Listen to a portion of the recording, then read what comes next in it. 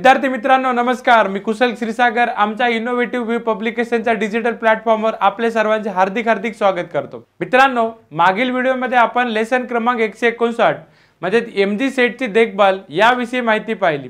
आज आपण लेसन क्रमांक 160 रजिस्टर कलर कोडिंग आणि सर्किट बोर्ड सोल्डरिंग याची माहिती पाहणार आहोत।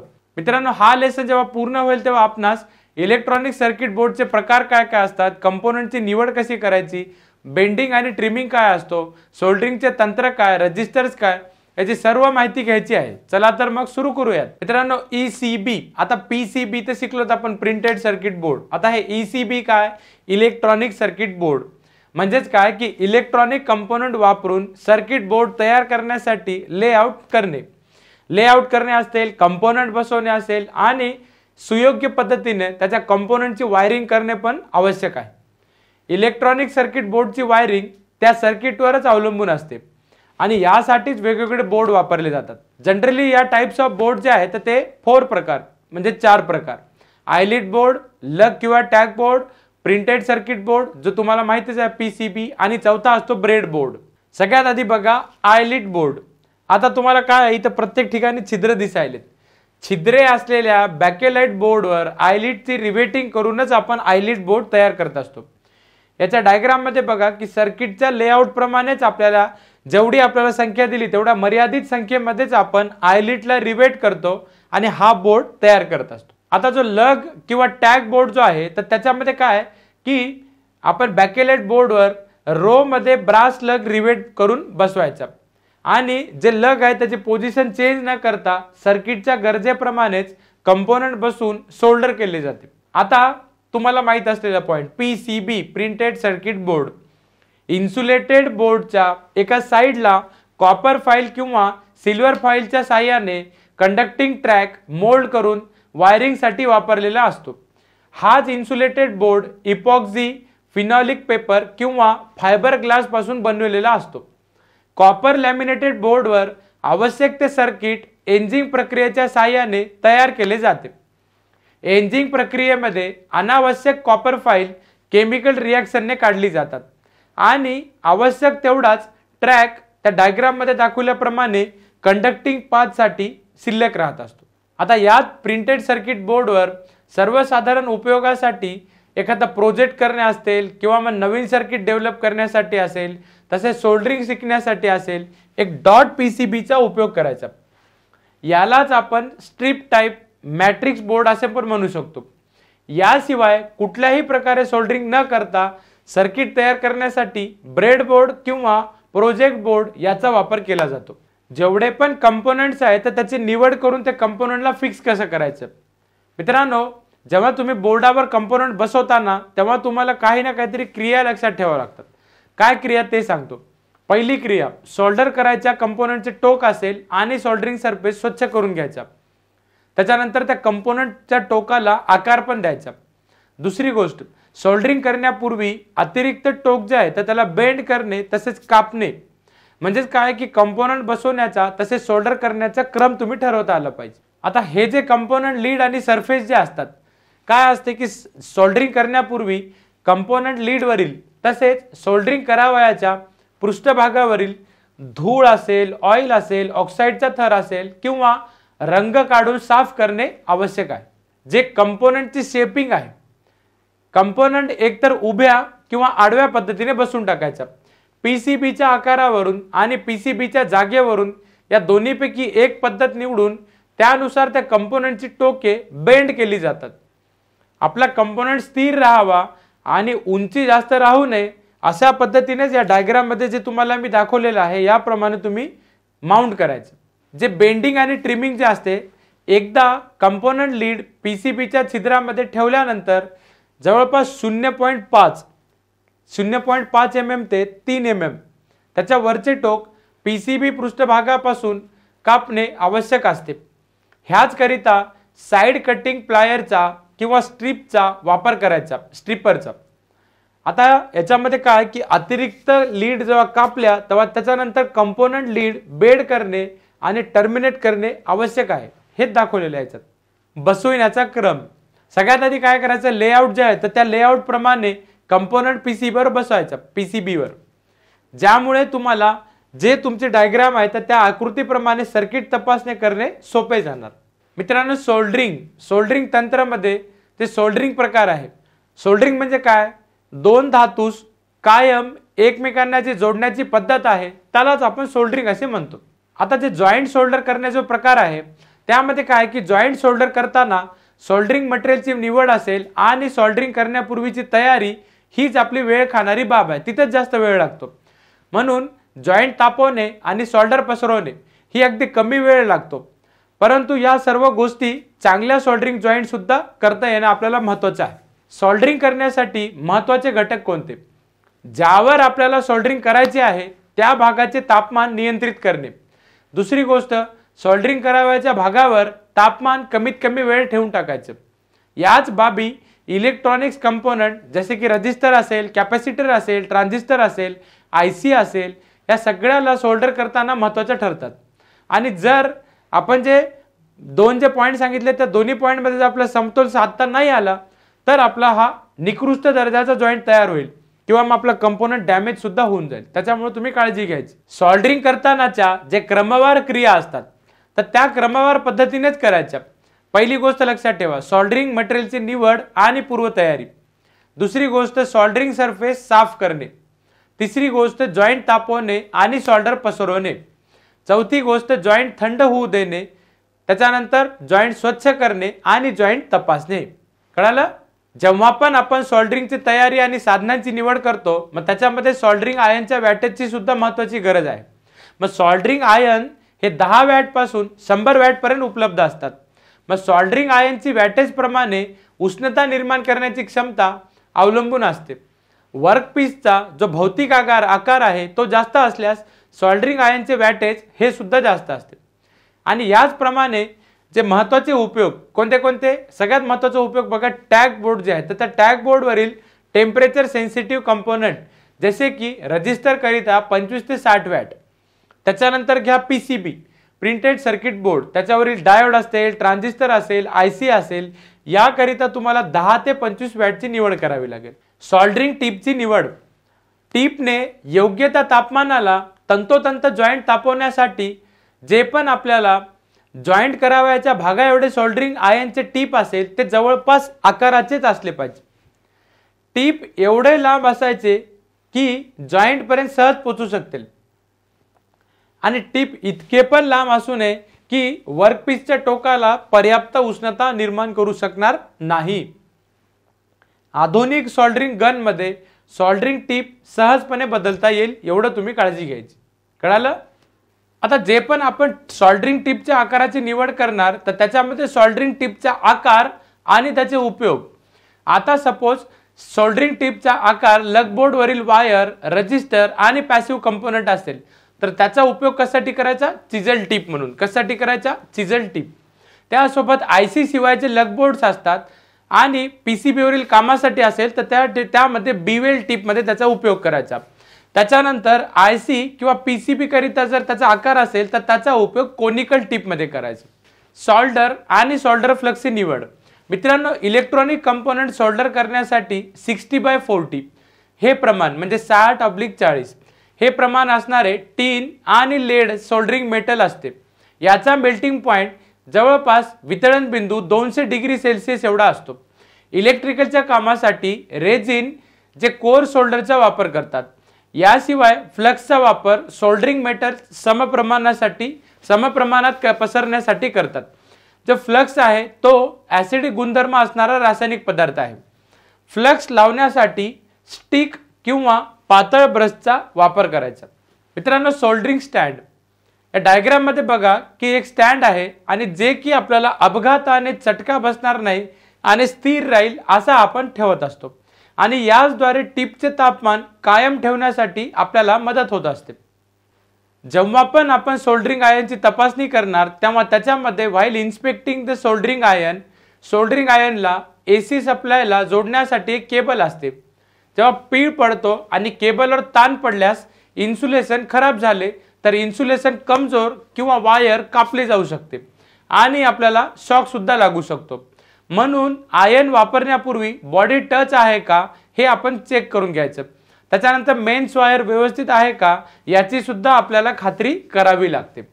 जेव्हा पण तुम्ही सोल्डरिंग करायचा पृष्ठभाग साफ करणार तेव्हा काय काय काळजी घ्यायची. सगळ्यात आधी सोल्डरिंग करण्यापूर्वी ज्या भागावर आपल्याला सोल्डरिंग करायचे आहे तो पृष्ठभाग स्वच्छ करणे आवश्यक आहे. तसेच त्यावरील चिकटपणा स्वच्छ करण्यासाठी कपडा असेल, चाकू असेल किंवा सँड पेपरचा वापर करायचा. ते जॉईंट तापवणे आणि सोल्डर करण्याचा पॉइंट आहे. याच्यामध्ये काय असते की जॉईंटवर एकाच ठिकाणी जास्त फ्लक्स लावू नये आणि सोल्डर करण्याच्या म्हणजे जागेबाहेर फ्लक्स वाहणार नाही याची काळजी घ्यायची.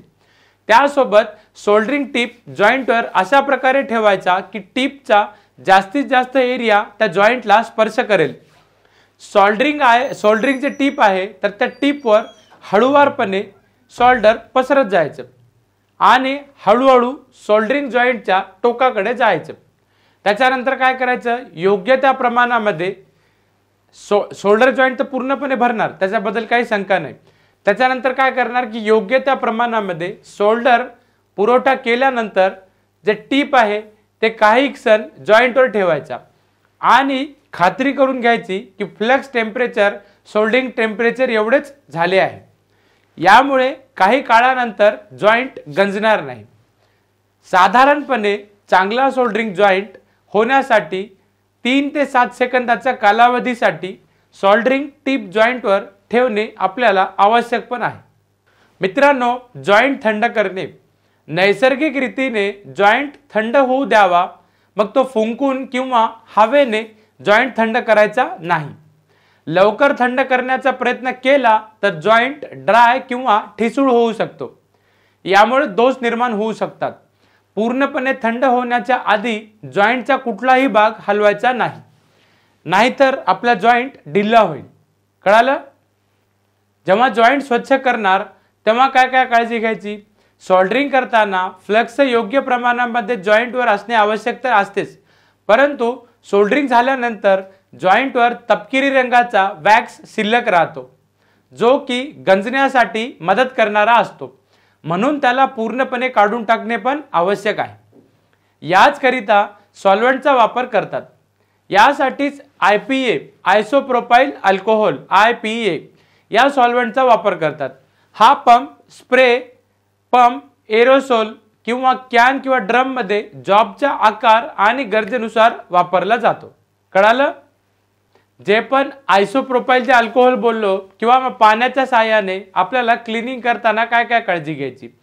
जॉईंटवर सॉल्व्हेंट लावण्यासाठी योग्य त्या ब्रशचा वापर करायचा.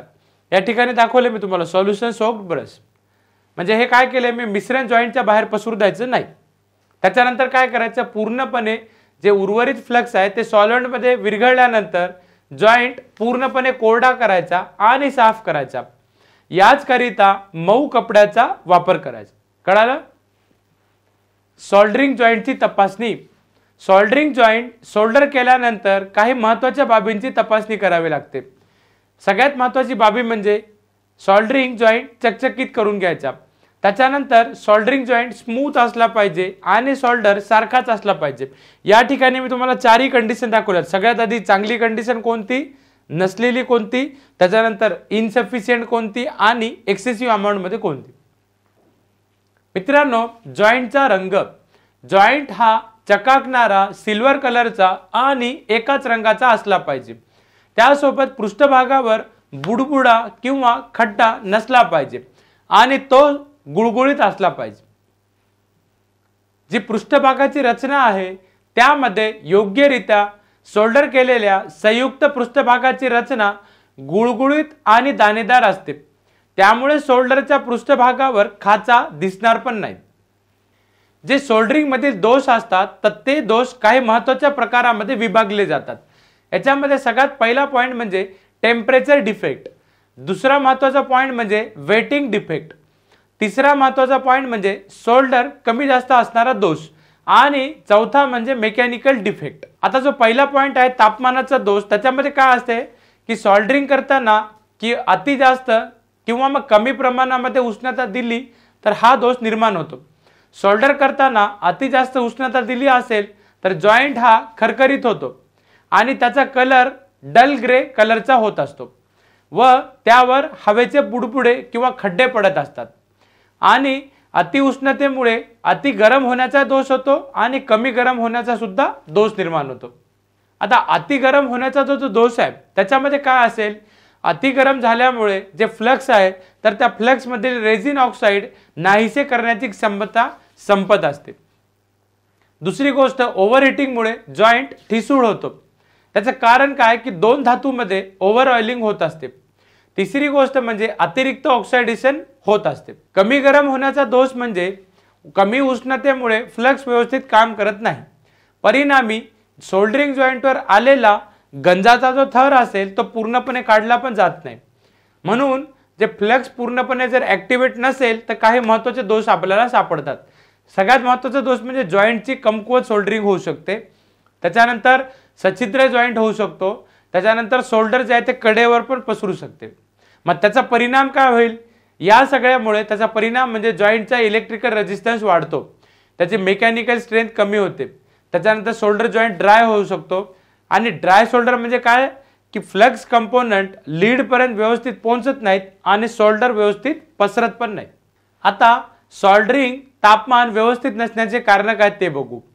सोल्डरिंग गनच्या टिपवर उंचवटे निर्माण करण्याचे किंवा निर्माण होण्याचे कारण म्हणजे अति जास्त किंवा कमी उष्णतेमुळे हे उंचवटे निर्माण होतात आणि याशिवाय महत्त्वाची कारणे पण असतात। महत्त्वाचे त्यामध्ये कारण म्हणजे योग्य त्या वॅटच्या सोल्डरिंग गनची निवड न करणे। दुसरी महत्त्वाची गोष्ट म्हणजे सोल्डरिंग टिप योग्य त्या आकाराची नसणे। तिसरी महत्त्वाची गोष्ट म्हणजे सोल्डरिंग गन योग्य त्या प्रमाणात न तापणे। आणि त्याच्यानंतरची महत्त्वाची गोष्ट म्हणजे जे अयोग्य पद्धत आहे तर त्या अयोग्य पद्धतीने सोल्डर केल्यामुळे उष्णता योग्य त्या प्रमाणात पसरत पण नाही। आता वेटिंग डिफेक्ट जो प्रकार आहे तो वेटिंगची डिग्री जॉइंट करावयाच्या पार्टच्या क्लीननेसवर अवलंबून असते आणि वेटिंग डिफेक्ट सहज ओळखता येतो कारण जॉइंटवर पूर्णपणे शोल्डर पसरत पण नाही।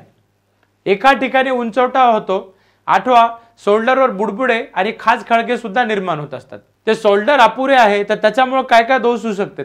जर कमी प्रमाणामध्ये जर आपल्याला शोल्डर वापरल्या गेलं तर एक कमजोर असा जॉइंट तयार होतो। त्याच्या उलटी कंडिशन, या ठिकाणी आपण शोल्डर जास्त दाखवलेलं आहे तर शोल्डर जास्त असल्यामुळे काय जास्त प्रमाणामध्ये जर शोल्डर वापरला तर कॉन्वेक्स शोल्डर फिलेट दोष तयार होतो। जे मेकॅनिकल डिफेक्ट्स असतात त्याचे काही दोष आहेत आणि ते जे दोष निर्माण होतात त्याचे कारण पण सांगतो। महत्त्वाचं म्हणजे जॉइंट पूर्णपणे थंड होण्याआधी त्या भागाची हालचाल करणे। पूर्णपणे थंड होण्याआधी जॉइंटचा जर भाग हलवला तर शोल्डरचे क्रिस्टलाइज स्ट्रक्चर नाहीसे होते आणि कमजोर जॉइंट होत असतो। त्याशिवाय जागेला तडा जाऊन अतिरिक्त इलेक्ट्रिकल रेजिस्टन्स निर्माण पण होतं। सर्किट चालू असताना अचानक बंद होते, असा जॉइंट ड्राय आणि चकाकी रहित दिसतो। त्याच्यानंतर जॉइंट थंड करताना किंवा होताना त्यावर ताण पण असणे, कंपोनंट शोल्डर करताना स्थिर नसणे, यामुळे थंड होणाऱ्या जॉइंटवर ताण येत असतो। तुम्ही एक गोष्ट लक्षात ठेवा की कुठल्याही परिस्थितीमध्ये शोल्डर जॉइंटच्या बाबतीमध्ये दोष आहे असे जर आपल्याला वाटेल तर शोल्डर प्रक्रिया परत करून घ्यायची आणि डिसोल्डरिंग करून परत रिसोल्डरिंग प्रक्रिया पण करायची। मित्रांनो, इलेक्ट्रॉनिक सर्किटमध्ये सर्वात जास्त उपयुक्त घटक म्हणजे रेजिस्टर्स। हे एका विशिष्ट किमतीचे बनवले जातात। याच्या सहाय्याने सर्किटमधील प्रवाह कमी केला जातो। मी तुम्हाला खूप वेळेस याची डेफिनेशन शिकवली होती। It is the property of the material which opposes the flow of electric current आणि आवश्यक व्होल्टेज ड्रॉप सुद्धा केले जाते। या रेजिस्टन्सचे पॉवर रेटिंग हे 0.1 वॅट पासून ते शेकडो वॅट पर्यंत आहे। याचे काही महत्त्वाचे प्रकार पण सांगतो। याच्यामध्ये सगळ्यात पहिला प्रकार लक्षात ठेवा, वायर वाउंड रेजिस्टर, दुसरा असते कार्बन रेजिस्टर, तिसरा असते मेटल फिल्म रेजिस्टर आणि चौथा असते कार्बन फिल्म रेजिस्टर। जो वायर वाउंड रेजिस्टन्स प्रकार आहे सिरॅमिक, पोर्सिलेन, बॅकेलाइट किंवा प्रेस्ड पेपर या सगळ्याची इन्सुलेटिंग पदार्थाची गोलाकार कोरवर नायक्रोम तारेचे इन्सुलेट करून वेटोळे गुंडाळलेले असतात। उच्च प्रवाह क्षमतेसाठी याचा उपयोग पण होत असतो। यावर इन्सुलेशनचे आवरण असते। हे 1 वॅट पासून ते 100 वॅट पेक्षा अधिक वॅटेज मध्ये उपलब्ध आहेत। याचा विरोध 1 ओहम पासून कित्येक हजार ओहम पर्यंत असतो। हेच या डायग्राम मध्ये मी तुम्हाला दाखवलेलं आहे। जे कार्बन कंपोजिशन रेजिस्टर्स म्हणजे आता जे कार्बन रेजिस्टर जे बोललो त्याच्यामध्ये काय की फाईन कार्बन आणि ग्राफाइट पावडरच्या मिश्रणाद्वारे इन्सुलेटिंग मटेरियलसह ज्या प्रमाणामध्ये रेझिस्टन्सची किंमत आवश्यक असेल त्या प्रमाणामध्ये हे बनविले जातात। याच्या दोन्ही बाजूला मेटल कॅपची रचना करून त्याद्वारे त्या कॉपर वायरचे लीड्स कनेक्शनसाठी बाहेर काढले जातात। हेच आपण या डायग्राम मध्ये दाखवलेले आहे। आता याच्यामध्ये काय केलं आपण की कार्बन कंपोजिट रेझिस्टरची एक रचना कशी असते ते दाखवलेलं आहे। हे जे रेझिस्टर्स असतात हे 1 पासून ते 22 मेगा ओहम पर्यंत, 1 मेगा ओहम ते 22 मेगा ओहम, मेगा म्हणजे किती 10⁶ या किमतीमध्ये आढळतात आणि वेगवेगळ्या पॉवर रेटिंग मध्ये पण साधारणतः 1/10 घ्या, 1/8 घ्या, 1/4 घ्या, 1/2 घ्या, 1 आणि 2 या वॅट मध्ये सुद्धा उपलब्ध आहेत। मेटल फिल्म रेझिस्टर सिरॅमिक, काच अशा इन्सुलेटिंग पदार्थावर धातू किंवा धातूच्या संयुगाची फिल्म बसवतात। याची रचना कार्बन फिल्म रेझिस्टर सारखीच असते। हेच कार्बन फिल्म रेझिस्टर पेक्षा चांगले असतात।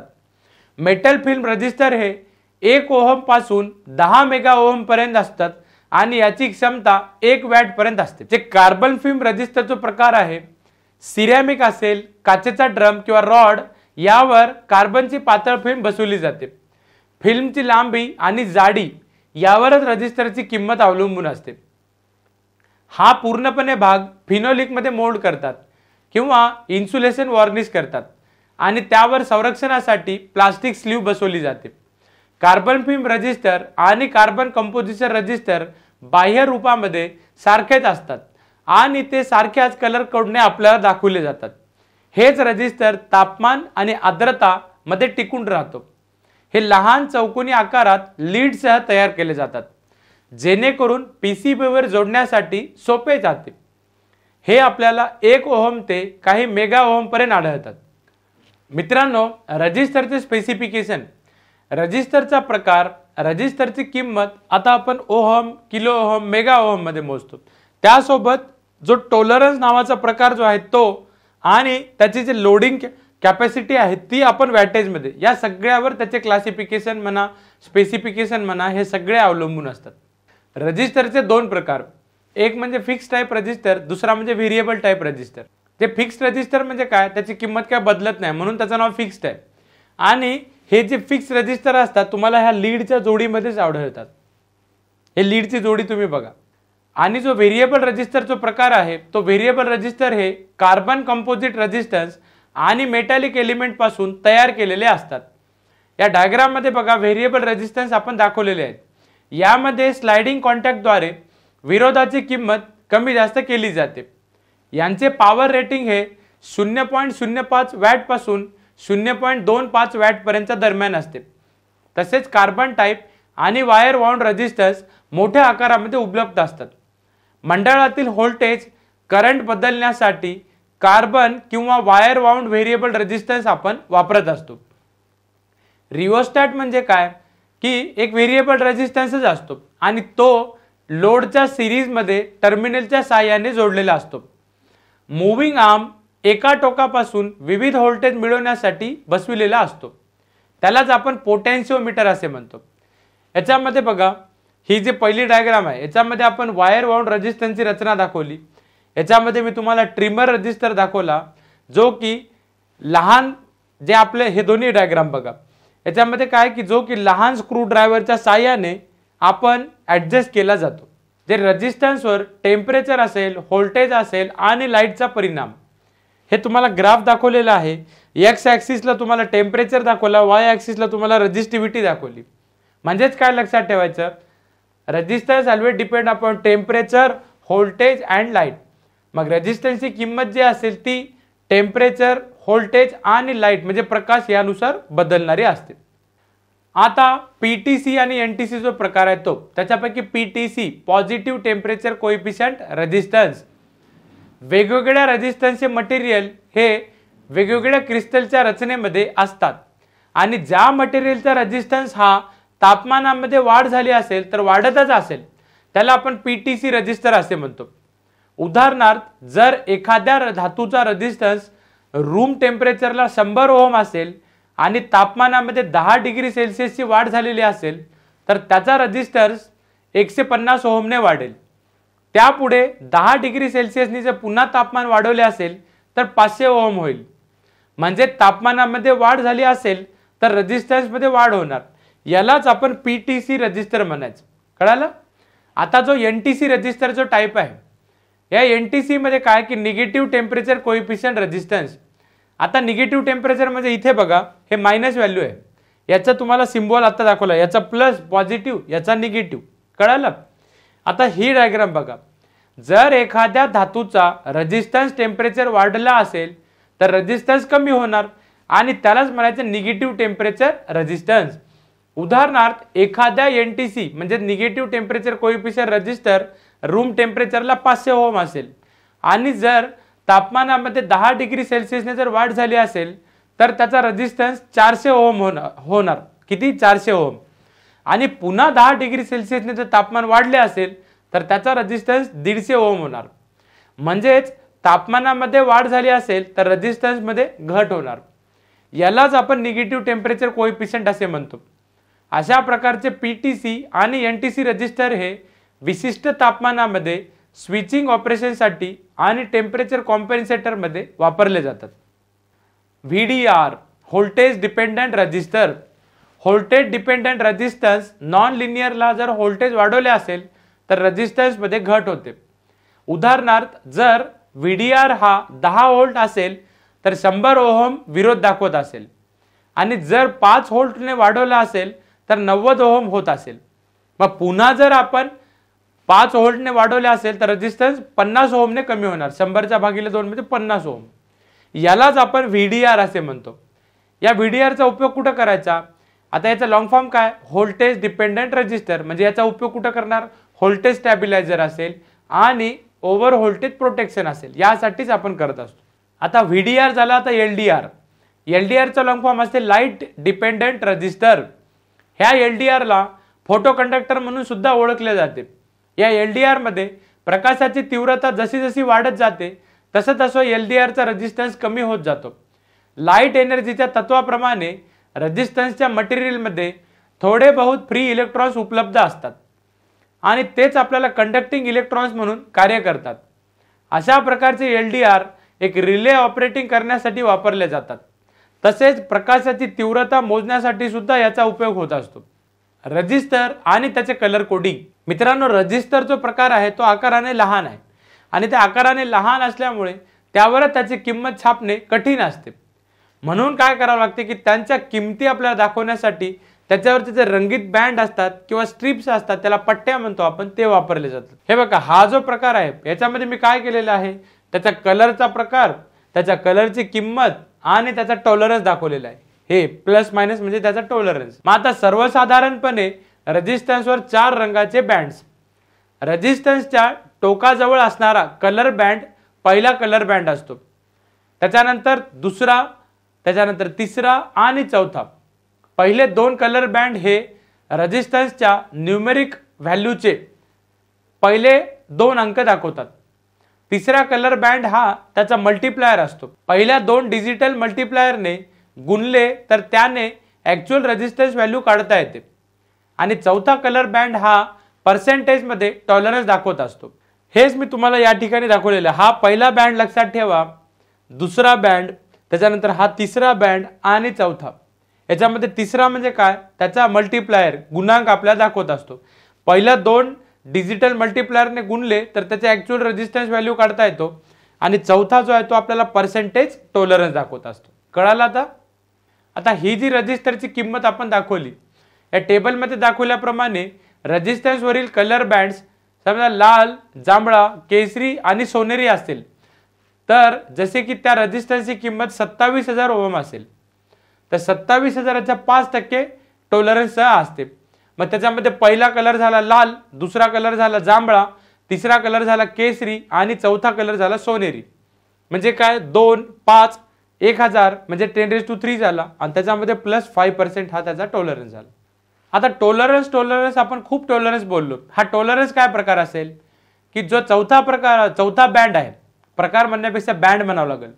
चौथा बँड हा टॉलरन्स म्हणजे ज्याची रेझिस्टन्सची रेंज ही जी खरी किंमत आहे तीच दाखवत असते आणि याच्यामध्ये टॉलरन्स 5% एवढा आहे.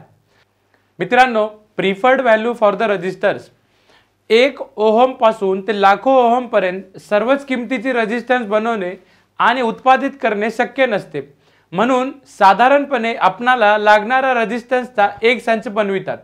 तसेच उत्पादनाच्या कार्यपद्धतीमध्ये जेथे एका दिवसामध्ये हजारो रेजिस्टन्स बनवितात तेथे नेमक्या किमतीचा रेजिस्टन्स ऍडजस्ट करणे शक्य नसते। आता टॉलरन्स या शब्दाचा अर्थ म्हणजे काय की रेजिस्टन्सच्या किमतीचे चढ उतार। साधारणतः स्पेसिफाईड टॉलरन्स म्हणजे ±20% आणि ±10%। मग आता यामध्ये ±20% जे आहे ते साधारण रेजिस्टन्सच्या बाबतीमध्येच असतात। प्रिसिजन रेजिस्टन्सचा सिलेक्टेड टॉलरन्स हा ±0.1% च्या जवळपास अचूक असतो। प्रत्येक टॉलरन्स त्याच्या रेंजमध्ये प्रिफर्ड व्हॅल्यूचा एक संच उपलब्ध पण असतो। मित्रांनो, लेटर आणि डिजिट कोड जे टर्म आहे यामध्ये काय की नंबर आणि लेटर्स हे दोन्ही वापरले जातात आणि सर्वसाधारणपणे 3 ते 5 अंशापर्यंत, म्हणजेच काय की 2 अंक आणि लेटर, 3 अंक आणि लेटर्स, 4 अंक आणि लेटर्स या पद्धतीने मोजणी केली जाते। यामध्ये समजा r = 1 असेल, k = 10⁻³ असेल, म्हणजेच काय किलो, तुम्हाला मी शिकवलं होतं हे। सपोज r = 1 असेल, ठीक आहे, किलो म्हणजे किती 10⁻³ मेगा म्हणजे किती 10⁻⁶। हेच लेटर्स किमतीप्रमाणे वापरले जातात आणि याच किमती गुणक म्हणून वापरल्या जातात। कळालं? आता किलो मेगा नंतर गिगा पण घेऊ शकता, म्हणजे हे किती झालं 10⁻⁹। ओके, आली टर्म लक्षात? हा तर विद्यार्थी मित्रांनो, अशा प्रकारे आज आपण लेसन क्रमांक 160 म्हणजे रेजिस्टन्स, कलर कोडिंग आणि सर्किट बोर्ड सोल्डरिंग याची माहिती पाहिली। पुढील व्हिडिओमध्ये आपण लेसन क्रमांक 161 सेमीकंडक्टर याविषयी माहिती पाहणार आहोत। तेव्हा तर मित्रांनो, भेटूयात आपल्या पुढील व्हिडिओमध्ये आणि आमचा हा व्हिडिओ आवडल्यास लाईक करायला, शेअर करायला विसरू नका व आमचं जे यूट्यूब चॅनल आहे IVVP ऑनलाईन या यूट्यूब चॅनलला नेहमी सबस्क्राईब करा। बेल आयकॉन मधील ऑल नोटिफिकेशनला क्लिक करा, जेणेकरून नवनवीन व्हिडिओची माहिती आपणापर्यंत पोहोचत राहील। तोपर्यंत धन्यवाद।